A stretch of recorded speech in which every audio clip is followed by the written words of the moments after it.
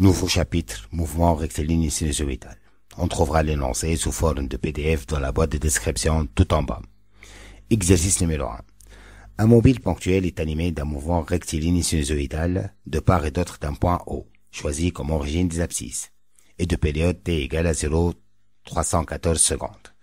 Premièrement, déterminer petit a, la valeur de la pulsation oméga du mouvement.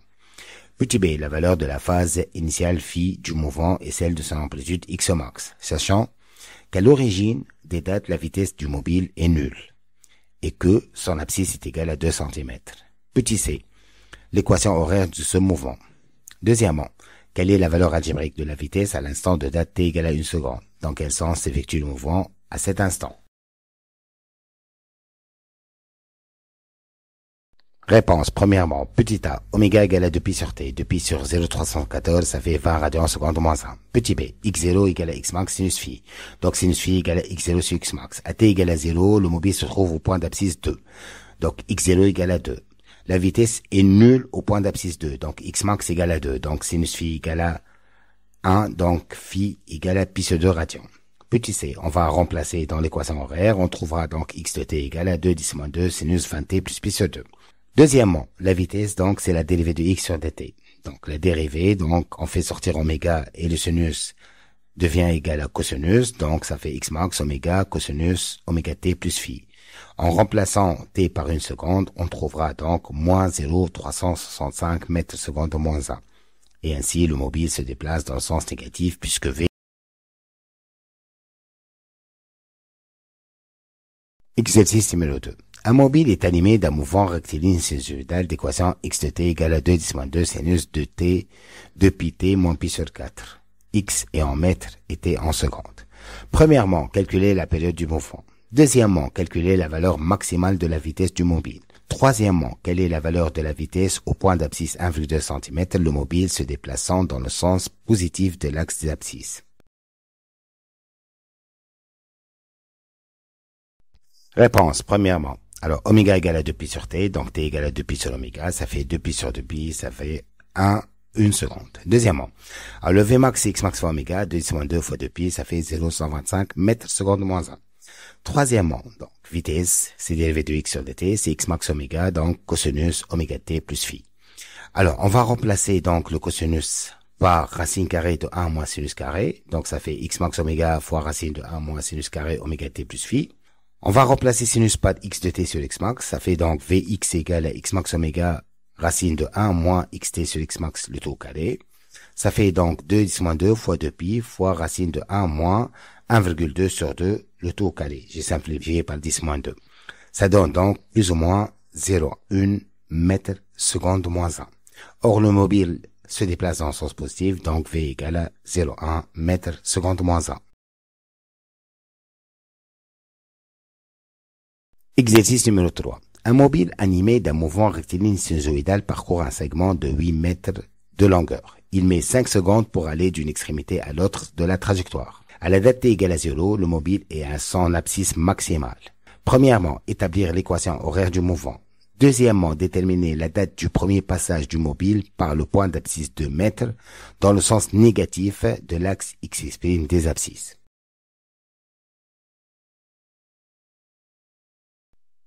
Réponse. Premièrement, x max égale à b sur 2, ça fait 4 mètres. Oméga égale à 2pi sur t, égale à 2pi sur 10, ça fait pi sur 5 radians seconde moins 1. Alors, x0 égale à x max sinus phi. Donc, sinus phi égale à x0 sur x max, ça fait 1. Donc, phi égale à pi sur 2 radians. Donc, x de t égale à x max oméga t plus phi, ça fait 4 sinus pi sur 5 t plus pi sur 2. Deuxièmement, alors, x de t égale à x max sinus oméga t plus phi. Donc, sinus pi sur 5t plus pi sur 2 égale à 2 sur 4, ça fait 1 demi. Donc, pi sur 5t plus pi sur 2 égale à pi sur 6 plus 2 pi, ou 5 pi sur 6 plus 2 pi. Or, le mobile se déplace dans le sens négatif. Donc, on va choisir 5 pi sur 6 plus 2 pi. Alors, pi sur 5t égale à 5 pi sur 6 plus 2 pi moins pi sur 2. Ça fait donc 2 pi plus pi sur 3. On va simplifier par pi. Ça donne donc 1 cinquième t égale à 2k plus 1 tiers. Donc, t égale à 10k plus 5 tiers. Premier passage, c'est-à-dire k égale à 0, donc t égale à 5 tiers secondes.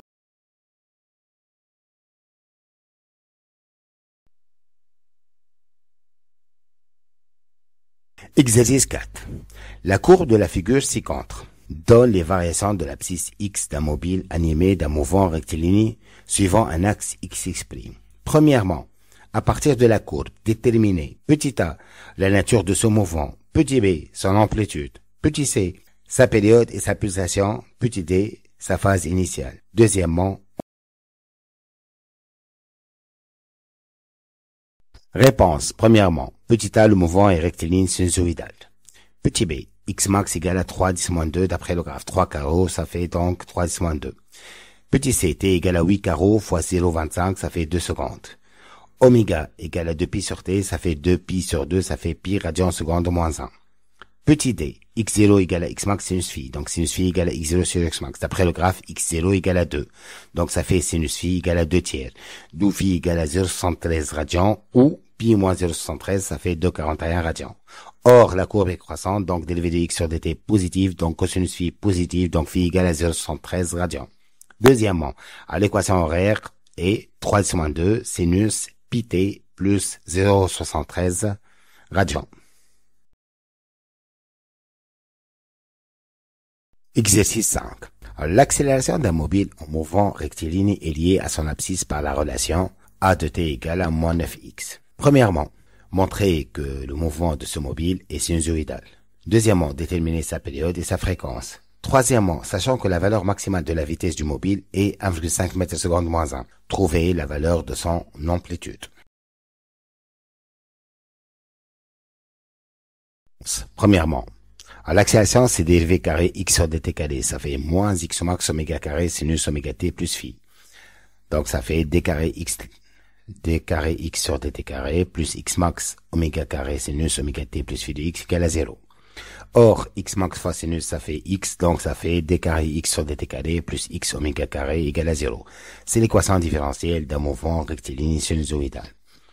Deuxièmement, petit a égale à moins 9x, donc a égale à a plus 9x égale à 0. Par identification, donc oméga carré égale à 9, donc oméga égale à 3 radians seconde moins 1, et ainsi oméga égale à 2 pi sur t, donc t égale à 2 pi sur 3, ça fait 2,1 secondes. Et ainsi n égale à 1 sur t égale à 0,476 Hz. Troisièmement, Vmax et xmax oméga, donc xmax égale à Vmax sur oméga, ça fait 1,5 sur 3, ça fait 0,5 mètres seconde moins 1.